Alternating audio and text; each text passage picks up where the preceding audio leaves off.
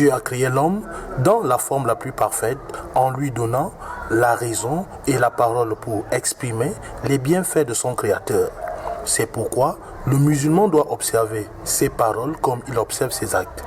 Éviter de parler dans les domaines que nous ignorons ou des informations dont nous ne sommes pas certains de leur fiabilité et de leur source. Il y a des paroles ou des mots qui sont bien par essence.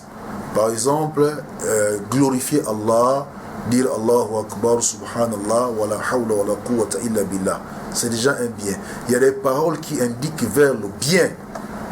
Réconcilier des personnes, interdire le mal, ou toute parole qui peut amener vers le bien. L'islam met donc le croyant en garde sur ce qui sort de sa bouche.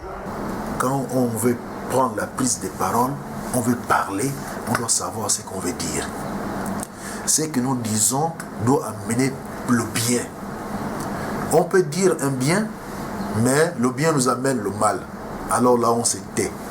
Donc, le croyant, il doit cultiver davantage cette culture-là, celui de dire de bien ou de se taire. Parce que dans le hadith, le prophète Mohammed sallam a précédé cette culture ou cette valeur par la croyance en Allah et au jugement dernier.